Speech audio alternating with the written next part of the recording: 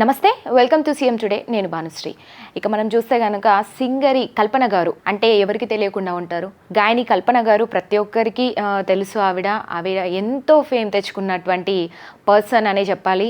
ఇక ఆమె రాగాలతో ఆమె పాడినటువంటి పాటలతో కూడా ఇప్పటికీ కూడా ఎంతోమంది మైమర్చిపోతారని చెప్పొచ్చు. మరి అలాంటి సింగర్ కల్పన గారికి ఏమైంది? అసలు ఆమె ఒక మీడియాలో తప్పుడు ప్రచారం జరుగుతోంది, మా మీద ఎన్నో అభియోగాలు వస్తున్నాయంటూ కూడా ఆమె ఒక వీడియో అయితే రిలీజ్ చేయడం జరిగింది. ఎందుకు ఆ వీడియో రిలీజ్ చేసింది ఏంటి అని కూడా మనం ఒక్కసారి చూసే ప్రయత్నం చేద్దాం. దాని తర్వాత మళ్ళీ మనము ఈ వీడియో గురించి క్లుప్తంగా మాట్లాడుకునే ప్రయత్నం కూడా చేద్దాము. నమస్కారం, నేను మీ కల్పన రాఘవేందర్ని.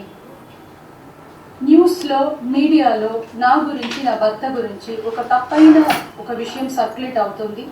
దాని మీద ఒక క్లారిటీ ఇవ్వడానికి ఈ వీడియో నేను చేస్తున్నానండి. First of all I have to say I'm 45 years old.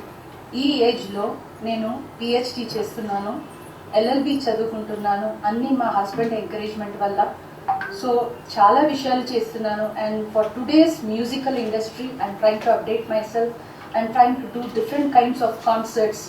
ఇవి అన్ని స్ట్రెస్ వల్ల నాకు అసలు నిద్ర పడట్లేదు. చాలా సంవత్సరాలు నిద్ర రాకుండా కష్టపడుతున్నాను.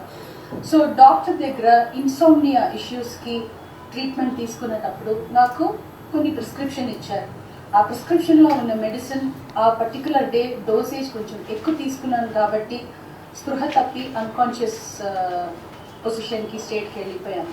సో ఇది కల్పన గారు అయితే పూర్తిగా క్లారిటీ ఇచ్చారు.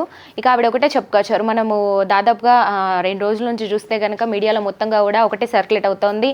ఇక సింగర్ కల్పన గారు సూసైడ్ అటెంప్ట్ చేశారని అయితే వార్తలు అయితే వచ్చాయి. మరి దానికి పోలీస్ స్టాప్ పెట్టడానికే నేను ఈరోజు ఒక వీడియో చేస్తున్నానంటూ కూడా ఆమె క్లియర్గా అయితే చెప్పడం జరిగింది. దానికి పోలీస్ స్టాప్ పెట్టడానికి ముఖ్యంగా మనం చూసుకుంటే కూడా ఆమె ఒకటే చెప్పుకొస్తున్నారు.